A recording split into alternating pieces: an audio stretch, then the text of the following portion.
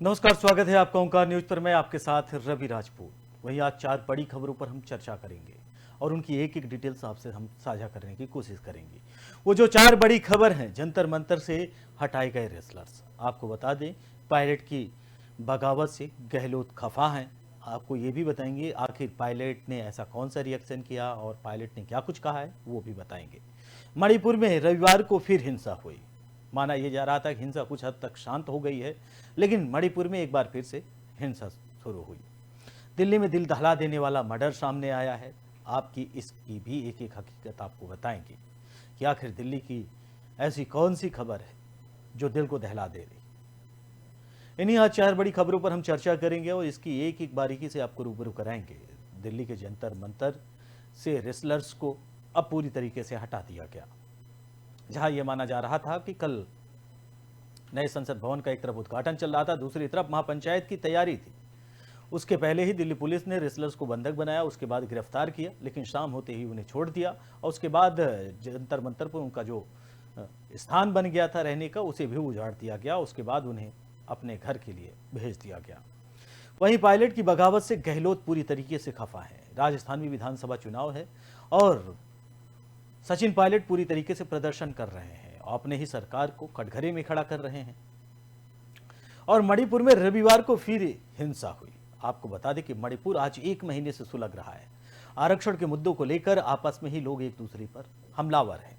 शासन प्रशासन लगातार कार्रवाई कर रहा है। वहां पे पुलिस फोर्स की तैयारी की गई, अर्धसैनिक बल तैनात है, लेकिन उसके बावजूद भी मणिपुर पूरी तरीके से सुलग गया है। मणिपुर से 8 से 10 हजार लोग पलायन कर चुके हैं। वहीं दिल्ली की दिल दहला देने वाली घटना सामने आई।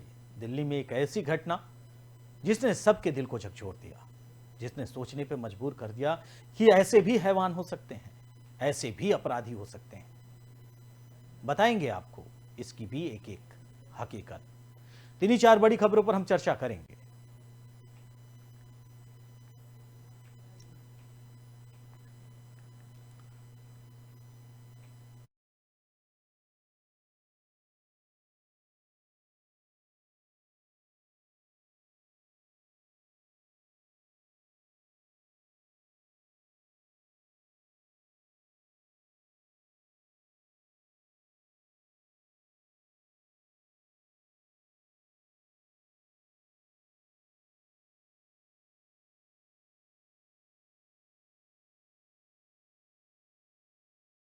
तो बता दें कि आज इन्हीं 4 बड़ी खबरों पर हम चर्चा करेंगे और आपको बताएंगे कि आखिर देश में ये 4 बड़ी खबरें इस समय कहां और कब और कैसे हुई। और 4 बड़ी खबर जो आज सुर्खियां बनी हुई हैं, दिल्ली से जंतर मंतर से हटाए गए रेसलर्स को लेकर अब राजनीतिक प्रतिक्रियाएं भी सामने आ रही हैं और लोग तरह तरह से टिप्पणियां कर रहे हैं। वहीं सत्ता पक्ष से लेकर विपक्ष भी हमलावर है। और पायलट की बगावत से गहलोत पूरी तरीके से खफा है। गहलोत को यह लग रहा था कि सचिन पायलट के बिना हम राजस्थान में सरकार बना सकते हैं, लेकिन सचिन पायलट जिस तरीके से आंदोलन छेड़ के रखे हैं और जिस तरीके से प्रदर्शन कर रहे हैं, वो अपने ही सरकार को कटघरे में खड़ा कर रहे हैं। चंद महीने बाद राजस्थान में विधानसभा के चुनाव है और उसके पहले सचिन पायलट का ये अनशन, ये प्रदर्शन कहीं ना कहीं अपने ही सरकार के बगावत के सुर के लिए उतारू करता है। मणिपुर में रविवार को फिर हिंसा हुई। जो हिंसा कुछ दिनों के लिए शांत हो गई थी, माना यह जा रहा था कि मणिपुर में हिंसा पर अब पूरी तरीके से पूर्ण विराम लग गया है, लोग शांति के साथ जीवन यापन कर रहे हैं, लेकिन हिंसा रुक नहीं रही और दिल्ली से दिल दहला देने वाली घटना सामने आई।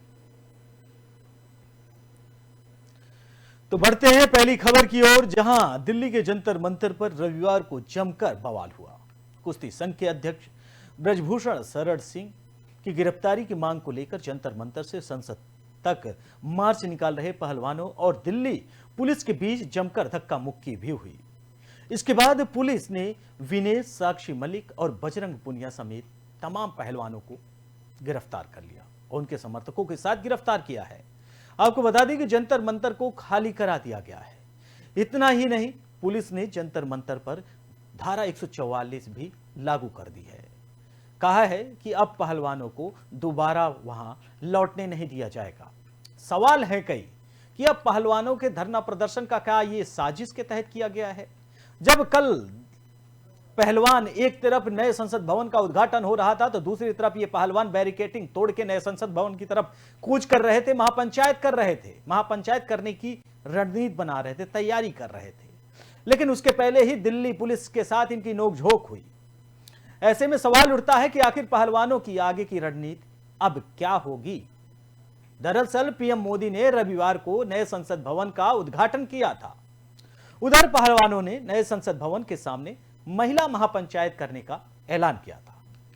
दिल्ली पुलिस ने इसकी इजाजत देने से इनकार कर दिया था। इसके बाद जंतर मंतर पर ही भारी सुरक्षा बल तैनात कर बैरिकेटिंग लगा दी गई थी। रविवार को पहलवानों ने नए संसद भवन से 3 किलोमीटर दूर जंतर मंतर से मार्च किया तो पुलिस ने उन्हें रोकने की पूरी कोशिश की। इस दौरान पहलवानों ने सुरक्षा घेरों को तोड़कर आगे बढ़ने की कोशिश भी की।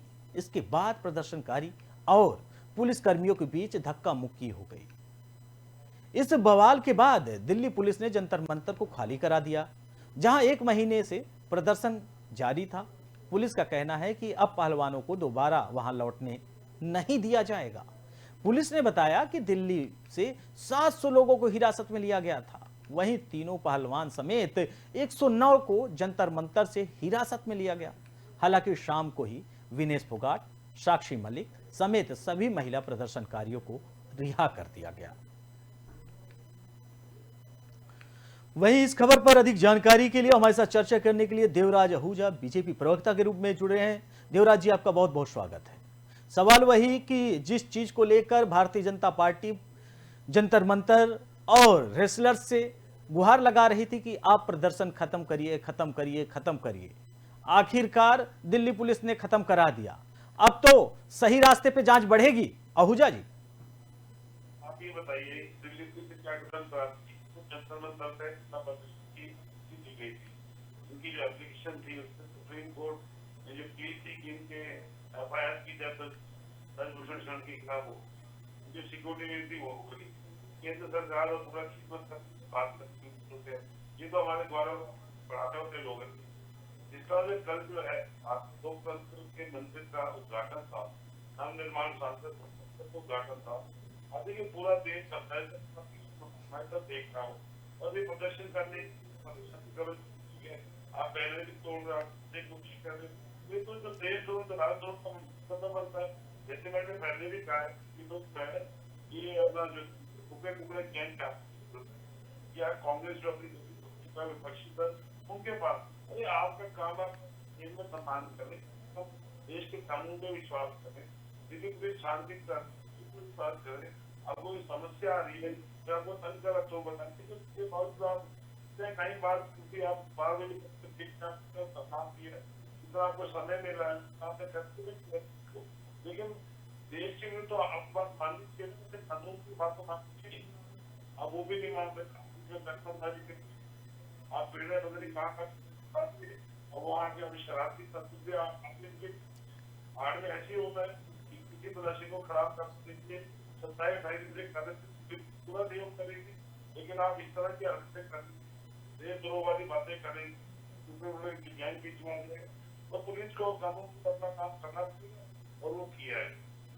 बिल्कुल देवराज जी, हमारा एक महत्वपूर्ण प्रश्न है। हम जिस क्षेत्र से आते हैं, हम और आप आपके लिए भी बात करते हैं। जब हम गांव में हमारे खिलाफ जब कोई केस होता है, हम सब के खिलाफ जब कोई हमने किसी के साथ लड़ाई होती है, उसके बाद जब कोई कार्रवाई के लिए थाने जाता है, वहां एफआईआर दर्ज कराता है, तो क्या पुलिस तब तक नहीं गिरफ्तार करती जब तक वो जांच करती रहती है, या एफआईआर के तुरंत बाद गिरफ्तार कर लेती है, उसके बाद आगे की जांच करती है? थोड़ा स्पष्ट कर दीजिएगा। देखिए, इन्वेस्टिगेशन के 2 पहलू होते हैं। जी जी, अगर आपको इमीडिएट तो दिखाई देता है, इमीडिएटली कानून एफआईआर की जरूरत है, अरेस्ट करते हैं। अगर आपको लगता है कि सस्पेक्शन बहुत दूर है, हो सकता है कोई मेडिकल टेस्ट भी होता, उसके बाद भी पुलिस अपना काम करती है, कुछ काम ना करे, 164A में आपके बयान ले लेंगे, वहां से आपको भी बुलाया गया भी सम्मान के साथ, सुरक्षा दी। अब इससे ज्यादा सारा प्रेशर तो वो तो देखिए कानून को अपना काम कर देते।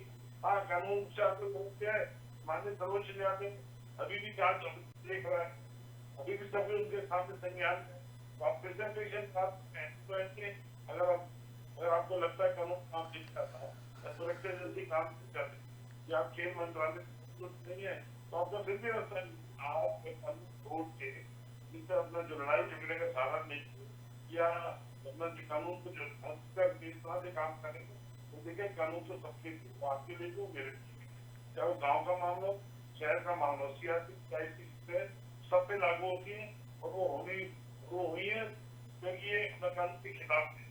जी बिल्कुल बिल्कुल अहूजा जी, आपका बहुत बहुत शुक्रिया, आप हमारे साथ जुड़े और अधिक जानकारी साझा की, हमारे साथ चर्चा की। वही सवाल ये भी है कि आज एक बार फिर से खबरें उठने लगी कि नहीं, रेसलर्स जो हैं वो प्रदर्शन करेंगे और उसके बाद आगे के प्रदर्शन उनका जारी रहेगा। लेकिन उसके बाद ये पूर्ण विराम लग गया जब रेसलर्स की तरफ से प्रतिक्रियाएं सामने आई, उनके ऊपर एफआईआर दर्ज कर दी गई।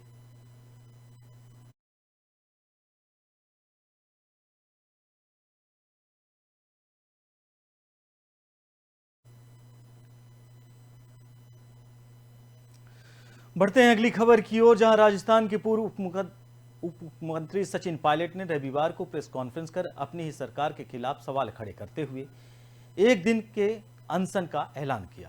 प्रेस कॉन्फ्रेंस में सचिन पायलट ने कहा कि दिसंबर 2013 में हम चुनाव हार गए थे, तब मुझे सोनिया गांधी ने पार्टी की जिम्मेदारी दी। वसुंधरा राजे की सरकार की गलत नीतियों का हमने विरोध किया, खासतौर पर हमने भ्रष्टाचार को मुद्दा बनाया और उसके बाद हम उसी दौरान उठाए भी हैं, जिसका परिणाम हुआ कि उनकी सरकार चली गई। पायलट ने कहा कि हम विपक्ष में थे, उस समय हमने कहा था कि हम बीजेपी सरकार के भ्रष्टाचार की जांच करेंगे। मैंने 28 मार्च 2022 को सीएम गहलोत को पहली चिट्ठी लिखी थी, लेकिन उसका कोई जवाब नहीं आया। तो नवंबर 2022 को दूसरा पत्र लिखा, लेकिन उसका जवाब भी हमें नहीं मिला। उन्होंने कहा कि अगर वसुंधरा सरकार के भ्रष्टाचार की जांच नहीं हुई तो हमारे कई विरोधी या भ्रम फैलाएंगे कि हमारी इसमें मिलीभगत है। तो सचिन पायलट ने जो प्रदर्शन और जो आंदोलन उन्होंने शुरू किया, उनका आंदोलन वसुंधरा राजे सरकार का है। मौजूदा 5 साल से उनकी सरकार चली आ रही है। उन्होंने कहा कि ये जो हमारी लड़ाई है, ये लड़ाई आमतौर पर वसुंधरा राजे सरकार के खिलाफ है, लेकिन हमारी सरकार से हमारा इतना कहना है कि हमारी सरकार में जांच होनी थी और हमारी सरकार ने नहीं किया। सवाल कई चीजें होती हैं, लेकिन जब लोग आरोप लगाते हैं तो उसमें कई सवाल भी खड़े होते हैं और उसका जवाब भी देना होता है। सचिन पायलट सीधे सीधे अपने सरकार को एक तरफ खड़ा करते हैं और दूसरी तरफ वसुंधरा राजे सरकार को खड़ा कर रहे हैं। उन्होंने सीधे तौर पर कहा कि हमारी सरकार ने जांच नहीं किया जो वसुंधरा राजे की सरकार में भ्रष्टाचार हुआ है। अब इससे क्या माना जाए कि क्या अशोक गहलोत सरकार सही रास्ते पर चल रही है? राजस्थान के पूर्व डिप्टी सीएम सचिन पायलट ने रविवार को प्रेस कॉन्फ्रेंस कर अपनी ही सरकार के खिलाफ सवाल खड़े कर दिए, दिन के अनशन का ऐलान किया। प्रेस कॉन्फ्रेंस में सचिन पायलट ने कहा कि दिसंबर 2013 में हम चुनाव हार गए थे, तब मुझे सोनिया गांधी ने पार्टी की जिम्मेदारी दी थी। वसुंधरा राजे की सरकार की गलत नीतियों का हमने विरोध किया, खासतौर पर हमने भ्रष्टाचार के मुद्दे को उठाया, जिसका परिणाम हुआ कि उनकी सरकार चली गई। पायलट ने कहा कि हम विपक्ष में थे, उस समय हमने कहा था कि हम बीजेपी सरकार के भ्रष्टाचार की जांच करेंगे। मैंने 28 मार्च 2022 को सीएम गहलोत की पहली चिट्ठी लिखी, लेकिन उसके बावजूद भी जवाब नहीं आया। फिर चिट्ठी लिखी, फिर भी जवाब नहीं आया। यानी कि एक तीर से सचिन पायलट दो निशाना साध रहे हैं। वहीं इसी खबर पर हमारे साथ चर्चा करने के लिए अनिल शर्मा, कांग्रेस प्रवक्ता के रूप में हमारे साथ जुड़ रहे हैं। आपका बहुत बहुत स्वागत है अनिल जी। सवाल वही, आपके नेता एक तीर से दो निशाना, मौजूदा सरकार अशोक गहलोत की, उन्हें भी साधने की कोशिश कर रहे हैं, और पूर्व सरकार जो थी वसुंधरा राजे की, उन्हें भी साधने की कोशिश कर रहे हैं। फिलहाल आने वाले कल में विधानसभा का चुनाव है, कैसे मनाएंगे इन नेताओं को? अनिल जी। देखिए, राजस्थान सरकार में जी हमारे नेता सचिन पायलट जी द्वारा जो मांग उठाई गई है कि वसुंधरा राजे सरकार में जो भी खामियां रही जी उन पर जांच का विषय है, और कहीं न कहीं मुख्यमंत्री अशोक गहलोत जी उस पर कार्रवाई भी कर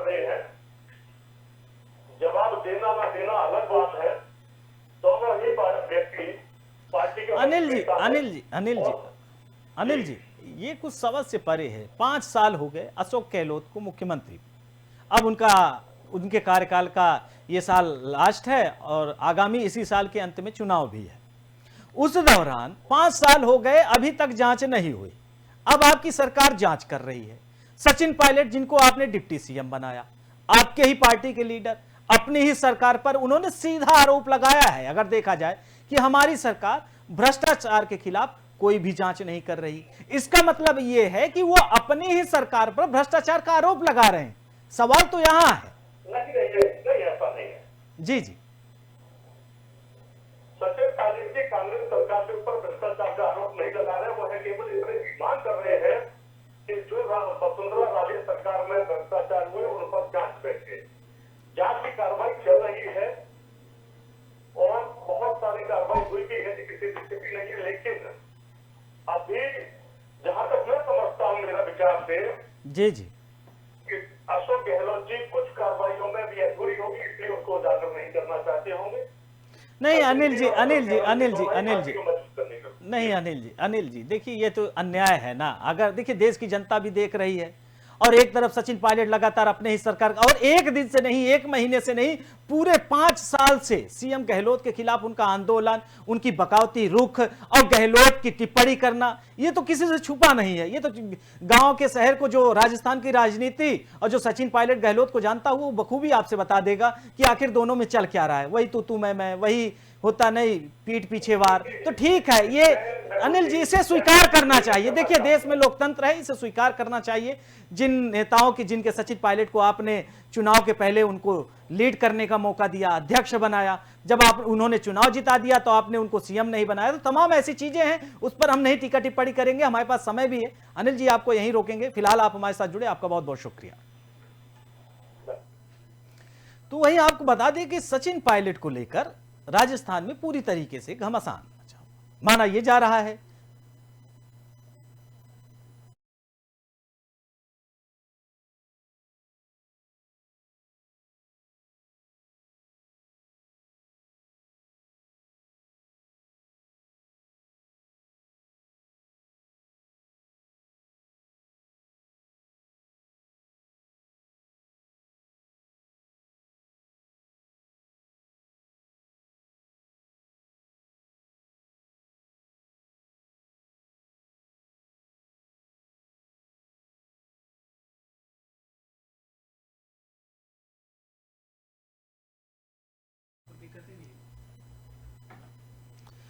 बढ़ते हैं अगली खबर की ओर, जहां मणिपुर में कुकी और मैतेई समुदाय के बीच आरक्षण को लेकर 3 मई से हिंसा जारी है। रविवार को एक बार फिर राजधानी इंफाल में लगे सैरो और सुगुन इलाके में हिंसक झड़प हुई। इसमें एक पुलिसकर्मी समेत 5 लोगों की मौत हो गई, जबकि 12 घायल हो गए। राज्य में हिंसा के चलते अब तक करीब 80 लोगों की जान गई है। 26 दिनों से जारी हिंसा के बीच पुलिस ने रविवार तक 40 लोगों का इनकाउंटर भी किया है। यह बड़ी बात है कि इस हिंसा में पुलिस ने 40 लोगों का इनकाउंटर किया है। वहीं राज्य के सीएम एन बीरेन सिंह ने इस इनकाउंटर की पुष्टि भी की है। उन्होंने इनकाउंटर में मारे गए लोगों को लिमिटेड बताया है। सीएम ने कहा कि लोग आम नागरिकों के खिलाफ M16 और AK-47 असॉल्ट राइफलों और तमाम गन के साथ इस्तेमाल और उनके साथ झड़प करते नजर आए। मणिपुर में कुकी जनजाति मैतेई समुदाय को एसटी दर्जा देने के खिलाफ 3 मई से विरोध प्रदर्शन शुरू है। फिलहाल बीच में यह विरोध प्रदर्शन रुक गया था, लेकिन उसके बाद फिर से कल यानी रविवार को फिर से हिंसक झड़प देखने के लिए मिली। फिलहाल इंटरनेट सेवाएं वहां बंद हैं और केंद्रीय गृह मंत्री अमित शाह का भी आज दौरा है। माना यह जा रहा है कि अमित शाह के दौरे से कहीं ना कहीं इस जो आग से जल रहा है मणिपुर पूरी तरीके से राहत में बदलेगा। अर्धसैनिक बल, तमाम चीजें जो है वो पूरी तरीके से लोगों के ऊपर सवाल भी खड़े हैं। मणिपुर की घटना के पीछे जो जानकारी मिल रही है, ये माना जा रहा है कि सिर्फ और सिर्फ आरक्षण। सरकार क्या कर रही है, सरकार पर सवाल भी खड़े हो रहे हैं। तमाम चीजें हैं। अगर एक स्थिर सरकार है तो उसे ये समझना चाहिए और लॉ एंड ऑर्डर, कानून व्यवस्था, ये सरकार का मुद्दा था, लेकिन उसमें केंद्रीय बलों को भेजा गया। लगातार 6 मई से पूरी तरीके से आंदोलन और आगजनी हो रही है।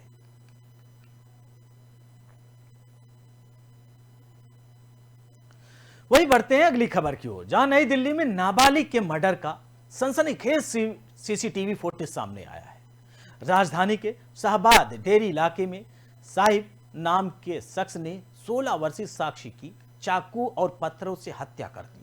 सीसीटीवी फुटेज में देखा गया कि कहासुनी होने पर लड़की को गली में रोकता है और उस पर चाकू से ताबड़तोड़ हमला कर देता है। दिल्ली के बाहरी उत्तरी जिले के शाहबाद डेरी पुलिस थाना इलाके का यह पूरा मामला है। एक मुखबिर ने पुलिस स्टाफ को लड़की पर हमले की सूचना दी, तुरंत घटनास्थल पर आने को कहा। पुलिस टीम ने मौके पर पहुंचकर मामले की जानकारी ली। पता चला कि नाबालिग लड़की गली से गुजर रही थी और अचानक एक लड़के ने उसे रोका और चाकू से ताबड़तोड़ वार कर दिए। इससे भी मन नहीं भरा तो आरोपी ने पत्थर से हमला कर दिया। पुलिस पड़ताल में मृतका की पहचान 16 साल की साक्षी के रूप में हुई है। आपको बताते चले कि नाबालिग लड़की 36 जेजे कॉलोनी के रहने वाले जनक राज की बेटी थी। पुलिस ने बताया कि साहिल और साक्षी रिलेशनशिप में थे, लेकिन रविवार को उनका झगड़ा हो गया था। उसके बाद साक्षी जब अपने सहेली नीतू के बेटे के जन्मदिन में शामिल होने के लिए निकली तो साहिल ने उसे गली में रोका। दोनों के बीच कुछ कहासुनी हुई और फिर हत्या के इरादे से आया साहिल चाकू लेकर साक्षी पर टूट पड़ा। आरोपी ने साक्षी पर ताबड़तोड़ वार करना शुरू कर दिया और फिर इतने में उसका दिल नहीं भरा, मन नहीं भरा। उसके बाद उसने पत्थरों से वार किया। फुटेज में साफ दिखाई दे रहा है कि आरोपी साहिल लड़की को चाकू से गोद रहा है। गली में लोग आते जाते दिखाई दे रहे हैं, लेकिन कोई भी बीच बचाव करने के लिए नहीं आता। साहिल लगातार चाकुओं से हमला करके मौके से फरार हो जाता है। घायल को मौके से अस्पताल ले जाया गया, लेकिन इलाज के दौरान उसकी मौत हो गई। जिसके ऊपर 20 से 25 चाकुओं के वार हुए हों, जिसके ऊपर पत्थरों से वार हुए हों, वो अस्पताल ले जाने काबिल बचेगा कहां? सवाल है। क्रूरता, अपराध, हैवानियत की हदें पार करने वाली यह खबर है। दिल को झकझोरने वाली यह खबर है। 16 साल की नाबालिग बच्ची के साथ ये जो घटना हुई वाकई दिल को झकझोर रखती है।